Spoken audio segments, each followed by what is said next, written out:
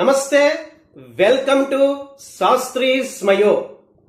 ఈ వీడియోని తప్పనిసరిగా లైక్ చేయండి, అలాగే నా ఛానల్ని సబ్స్క్రైబ్ చేసుకుని సపోర్ట్ చేయండి. అప్పుడు చీచి కాంగ్రెస్, ఇప్పుడు కాంగ్రెస్ అధినాయకులతో ఆత్మీయ పలకరింపులు, కౌగిలింతలు. అసలు రాజకీయాల్లో శాశ్వత మిత్రులు, శాశ్వత శత్రువులు ఉండరు. ఇదే విషయాన్ని మమతా బెనర్జీ మరోసారి నిజం చేయబోతున్నారా? ప్రస్తుత పరిస్థితుల్లో మమతా బెనర్జీ తన రాజకీయ జీవితాన్ని రక్షించుకోవడానికి, మేనల్లుడు అభిషేక్ బెనర్జీ ఫ్యూచర్ని కాపాడడానికి టీఎంసీని కాంగ్రెస్ పార్టీలో విలీనం చేయబోతున్నారనే వార్తలు. అబ్బెబ్బే అదేం లేదు అంటూ కాంగ్రెస్ జనరల్ సెక్రటరీ కేసీ వేణుగోపాల్ సన్నాయి నొక్కులు. నిప్పులేందే పొగరాదు కదా, ఈరోజు కాకపోతే రేపు. ప్రస్తుతం మమతా బెనర్జీ పొజిషన్ ఎలా ఉందంటే, టీఎంసీ నుంచి ఎమ్మెల్యేగా కానీ ఎంపీగా కానీ గెలిచే సీన్ కానీ శక్తి కానీ లేదు.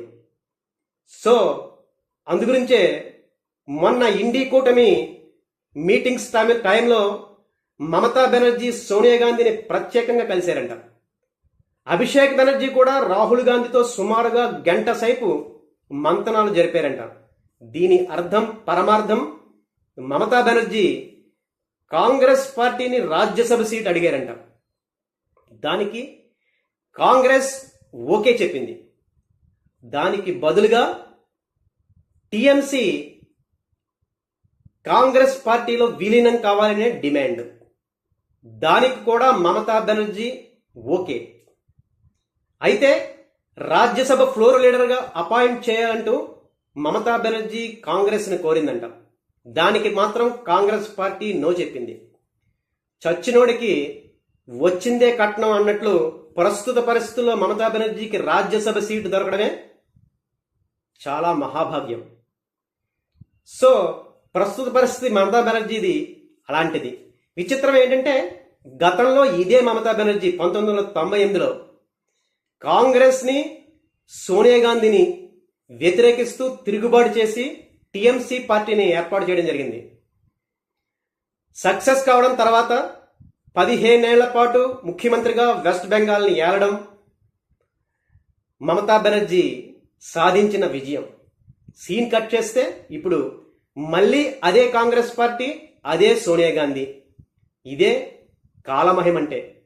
అయితే కాంగ్రెస్ పార్టీకి టీఎంసీని విలీనం చేసుకోవడం వల్ల, మమతా బెనర్జీని చేర్చుకోవడం వల్ల లాభం ఏంటి అనే ప్రశ్న సాధారణంగా వస్తుంది. కాంగ్రెస్ పార్టీకి దీనివల్ల 2 లాభాలు ఉన్నాయి. మొదటి లాభం, వెస్ట్ బెంగాల్లో 50 ఏళ్ల క్రితం చచ్చిపోయిన కాంగ్రెస్ పార్టీని మళ్ళీ టీఎంసీ కేడర్ ద్వారా బతికించుకోవడం. రెండో లాభం, జాతీయ రాజకీయాల్లో నరేంద్ర మోడీ మీద పోరాటంలో ఫైర్ బ్రాండ్ లాంటి మమతా బెనర్జీని దగ్గరికి తీసుకోవడం, ఆమెను ఒక ఆయుధంగా ఉపయోగించడం. ఈ 2 లాభాలతో టీఎంసీని కాంగ్రెస్లో కలపాలంటూ కాంగ్రెస్ నాయకులు మమతా బెనర్జీని డిమాండ్ చేస్తున్నారు. అయితే ఆరిపోయే దీపం లాంటి టీఎంసీ వల్ల కాంగ్రెస్ పార్టీకి వెలుగొస్తుందా? ఇదే పెద్ద ప్రశ్న.